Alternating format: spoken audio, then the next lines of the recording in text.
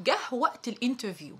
اولا ايا كان مين اللي هتقابله لازم تتحلى بالثقه والثبات، واحنا كانترفيورز بنقرا ده من الوهله الاولى من خلال خبطتك على الباب. اولا الخبطه ما تكونش ورا بعضها وبصوت مزعج، فهو ممكن يكون الانترفيور قبل ما يشوفك اصلا يكون عنك فكره انك عصبي او غضبان. ولا تخبط تنقر على الباب كده بصوت واطي، فممكن يقول ده خايف، ده حد قلقان، حد متوتر.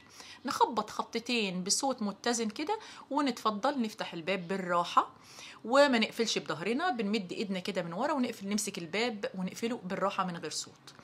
هنتقدم بعد كده بابتسامة، لازم يكون you have got a cozy face smiling face، وندخل على الانترفيور أو الشخص اللي تجري معاه اللقاء بابتسامة وتحية، ولكل مقام مقال. good morning بقى، السلام عليكم، صباح الخير، حسب ما يتراءى ليك.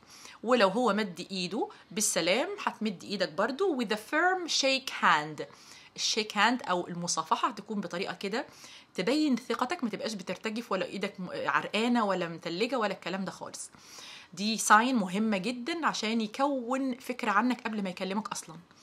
بعد كده ما ينفعش من الادبيات والذوق انك انت تقعد من غير ما حد يأذن لك. هو ما قالكش اقعد يبقى هتبقى واقف. طب ممكن يكون هو قاصد ان هو يحطك under stress، ولا عليك منه، مفيش مشكله خالص. تعدي كام دقيقه كده، عدى بتاع نص دقيقه وما قالكش اقعد، ما عزمش عليك، قول له ممكن اقعد، هيقول لك اكيد اتفضل.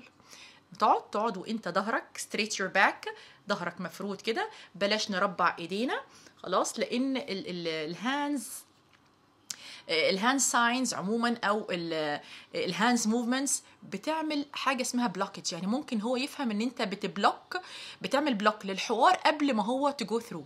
فلو في ارمز للكرسي اللي انت قاعد عليه، بتحط ايدك على ايد الكرسي او جنبك عادي جدا، وتقعد كده فلكسبل، يعني ما تحس، بلاش التشنج يعني.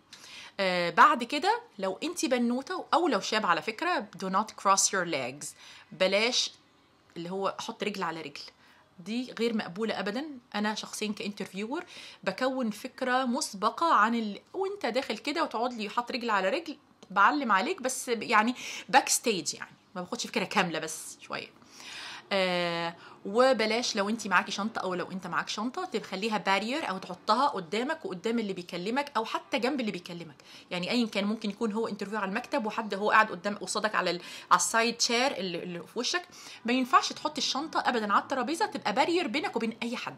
حط الشنطه جنبك وطول الوقت انت مبتسم، انت جود ليسنر، مستمع. اللي هو بيتكلم مع حد تاني تبتسم في صمت ووشك يبقى بشوش لحد ما يجي عليك الدور وتتكلم، وبلاش تتكلم وما يكونش هو طالب منك ده.